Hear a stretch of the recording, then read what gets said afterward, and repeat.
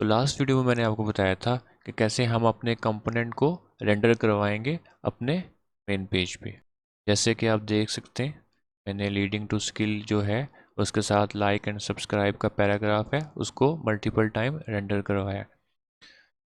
तो यहाँ से मैं क्या करता हूँ, मैं यहाँ से कुछ कंपोनेंट को रिमूव करके सेव करता हूँ और अपने ब्राउज़र में जाकर रिफ्रेश करता हूँ। तो ये देखें, जैसे जैसे नंबर ऑफ़ कंपोनेंट इंक्रीज़ होंगे वैसे वैसे विंडो जो है हमें इसका डिस्प्ले दिखाएगा। तो लास्ट वीडियो में हमने JSX कंपोनेंट्स के कुछ रूल्स को भी डिफ़ाइन किया था, कैसे हमने अपने कंपोनेंट को डिज़ाइन करना है। पहले डिस्कस किया था कि रिटर्न में हम जो भी टैग को यूज़ करते हैं वो JSX एलिमेंट्स होते हैं। तो मैं क्या काम करता हूँ, मैं अपने ब्राउज़र पे जाता हूँ और यहाँ पे कंसोल को ओपन कर लेता हूँ। तो अगर आप गौर करें अपने डिव पे, तो ये डुप्लीकेशन जो है डिव की, ये एक अनप्रोफेशनल वे है अपनी विंडो पे टैग्स को शो करवाने का। तो अगर आप यहाँ पे गौर करें कि लीडिंग जो कंपोनेंट है इसके अंदर हमने पेरेंट डिव यूज़ किया हुआ है, इसी तरह हमने डिस्प्ले के अंदर पेरेंट डिव यूज़ किया हुआ है। इसी तरह अपने ब्राउज़र में जाएंगे तो ये जो नंबर ऑफ डिव जो है हमें शो हो रहा है, ये एक डिस्प्ले का है, दूसरा लीडिंग का है। इस वजह से हमें ये दो डिव शो कर रहा है। तो ये एक अनप्रोफेशनल वे है। इस चीज़ से बचने के लिए हमने क्या करना है, हमने रिएक्ट फ्रैगमेंट को यूज़ करना है। अब जैसा कि हमने लास्ट वीडियो में डिस्कस किया था कि हम पेरेंट को क्यों यूज़ करते हैं, तो रिएक्ट क्या कहता है कि अगर आपने कोई चीज़ डिस्प्ले करनी है तो उसको आपने पेरेंट में रैप करना है। तो यहाँ पे हम क्या करते हैं, हम डिव के बजाय रिएक्ट फ्रैगमेंट को यूज़ करते हैं। तो इसका तरीका क्या है, हम सिंपल यहाँ से अपने डिव को रिमूव कर देंगे। तो सिंपल आपने इन टैग्स को यूज़ कर लेना है, लेस देन और ग्रेटर देन, और इसको क्लोज कर लेना है। तो अगर मैं अपने क्रोम ब्राउज़र पे जाऊँ और यहाँ पे रिफ़्रेश करता हूँ, तो यहाँ पे देखें अपने रूट फोल्डर में, इसमें मैं जाता हूँ और डिव में जाता हूँ। तो ये देखें, पहले आपके पास दो डिव शो हो रहे थे, अब यहाँ पे एक डिव शो हो रहा है। तो ये डिव क्यों शो हो रहा है, ये एक डिस्प्ले का डिव है। तो अगर मैं यहाँ से इसको भी रिमूव कर देता हूँ और सेव कर लेता हूँ और यहाँ पे आए और ये देखें, अब देखें div id रूट, और इसके अंदर हमें अपने दो टैग्स नज़र आ रहे हैं। अब हम आगे बात करते हैं अपने JSX रूल्स की। JSX रूल्स क्या होते हैं, अब मैं चाहता हूँ कि मेरा जो लीडिंग टू स्किल है इसको मैं डिफरेंट कलर के साथ शो करवाऊँ। इसका क्या तरीका है, इसके लिए हमें CSS अप्लाई करनी पड़ेगी। CSS के मल्टीपल वेज हैं। तो हम CSS with the help of classes भी यूज़ कर सकते हैं और हम इनलाइन CSS भी यूज़ कर सकते हैं। अब मैं यहाँ पे क्या करता हूँ, मैं सिंपल यहाँ पे जाता हूँ और मैं एक नई फाइल बना लेता हूँ index.css के नाम से, और इसको मैं यहाँ पे इंपोर्ट कर देता हूँ। तो इंपोर्ट करने का सिंपल तरीका क्या है, इंपोर्ट में लिखूँगा और /x.css। तो ये देखें, यहाँ पे मैंने अपने CSS को इंपोर्ट कर लिया है। तो यहाँ पे मैं जाता हूँ और यहाँ पे मैं लिखता हूँ h1 और इसका मैं कलर कर देता हूँ, यहाँ पे मैं इसका कलर ब्लू कर देता हूँ। तो यहाँ पे मैं इसको सेव करके अपने index.js पे आता हूँ। तो अब मैं इस फाइल में क्या करता हूँ, मैं सिंपल क्लास को यूज़ कर लेता हूँ। अब देखें, आपने HTML जो यूज़ किया होगा उस पर आप सिंपल क्लास लिखते थे, लेकिन हमें यहाँ पे क्लास नेम लिखना पड़ेगा। क्लास नेम जो है बेसिकली ये एक कैमल केस है जो रिएक्ट इस फॉर्मेट को यूज़ करता है। तो रिएक्ट जो है वो बेसिकली क्लास को as a class name use करता है। तो इसको हम कैमल केस भी कहते हैं। जैसे कि आप देख सकते हैं क्लास के बाद नेम का L कैपिटल है, तो ये कैमल केस हो जाता है। तो अब अपने CSS को अटैच करने के लिए देखिए, मैंने क्लास बनाई थी h1 के नाम से।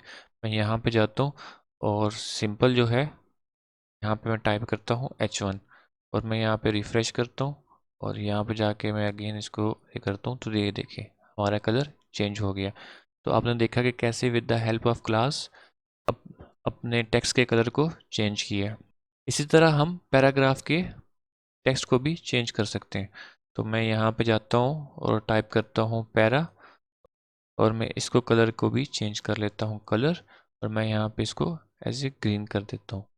यहाँ पे मैं इसको सेव कर लेता हूँ। इंडेक्स पे आके मैं अपना कैमल केस को यूज़ करके क्लास को कॉल कर लेता हूँ। तो यहाँ पे मैं इसको सेव करता हूँ और यहाँ पे आके मैं इसको रिफ़्रेश कर, तो ये देखें कैसे हमने क्लास को यूज़ करके इसके टेक्स्ट को चेंज किया। अब आगे बात करते हैं अपने इनलाइन CSS की। तो अगर मैं यही काम इनलाइन CSS के थ्रू करना चाहता हूँ तो उसके लिए मैं क्या करूँगा? तो उसके लिए आपको एक चीज़ का ध्यान रखना पड़ेगा कि यहाँ पे अगर गौर करें तो हमारे पास फाइल नेम जो है index.js है। इसका क्या मतलब है कि हम जावास्क्रिप्ट के अंदर अपने कोड को यूज़ कर रहे हैं। तो इनलाइन CSS यूज़ करने के लिए मुझे क्या करना पड़ेगा? जैसे कि मैं HTML की एग्जांपल लेता हूँ, तो हम वहाँ पे क्या करते थे, स्टाइल, और यहाँ पे मैं कहता था कलर, और यहाँ पे मैं ऐसे कहता था ग्रीन, और ऐसे हम उसको यूज़ करते थे। लेकिन इन रिएक्ट आप इसको ऐसे यूज़ नहीं कर सकते। रिएक्ट क्या कहता है, ये एक जावास्क्रिप्ट फाइल है, तो JSX के अंदर हम डायरेक्ट जावास्क्रिप्ट के ऑब्जेक्ट को यूज़ नहीं कर सकते। तो अगर हम दूसरी प्रोग्रामिंग लैंग्वेज जैसी PHP की बात करें तो वहाँ पे हम क्या करते थे, हम एक कंप्लीट फाइल को डिज़ाइन करके जावास्क्रिप्ट के अंदर with the help of ID जो है कॉल करते थे एक एक वैल्यू को, और उसके बाद हम CSS की प्रॉपर्टी अप्लाई करते थे। जबकि यहाँ पे ऐसा नहीं है। यहाँ आप नीचे एग्जाम्पल देखें तो ये क्या कह रहा है, style prop must be an object. तो ये कह रहा है कि स्टाइल जो प्रॉप है उसको आपने एज एन ऑब्जेक्ट लेना है। अब देखें रिएक्ट क्या कहता है कि आप जो भी एट्रीब्यूट्स लेते हो, जैसे कि हम यूज़ करते थे अपनी PHP की प्रोग्रामिंग लैंग्वेज में कि ये एट्रीब्यूट्स हैं, लेकिन रिएक्ट क्या कहता है, ये प्रॉप्स हैं, ये एट्रीब्यूट्स नहीं है। तो अब हमें क्या करना है, यहाँ पे हमें ऑब्जेक्ट यूज़ करना है, और जो JSX एलिमेंट्स हैं उसके अंदर हम डायरेक्ट जावास्क्रिप्ट को एक्सेस नहीं कर सकते। तो अब जावास्क्रिप्ट को इनसाइड द JSX एक्सेस करने के लिए हम क्या करेंगे, हम सिंपल यहाँ पे ब्रैकेट का यूज़ करेंगे। तो जैसे ही मैंने ब्रैकेट यूज़ की, इसके अंदर मैं कोई भी जावास्क्रिप्ट की फ़ाइल को यूज़ कर सकता हूँ। कोई भी जावास्क्रिप्ट की फ़ाइल या कोई भी अपने टेक्स्ट को यहाँ पे शो करवा सकते हैं, लेकिन मुझे क्या करना है, मुझे एज एन ऑब्जेक्ट लेना है। तो ऑब्जेक्ट के लिए मैं क्या करूँगा, मैं सिंपल यहाँ पे जाऊँगा और एक और करली ब्रेसेस को ऐड कर दूँगा। फर्स्ट ब्रैकेट जो रिप्रेजेंट कर रही है वो जावास्क्रिप्ट को कह रही है कि आप जावास्क्रिप्ट यूज़ कर सकते हो।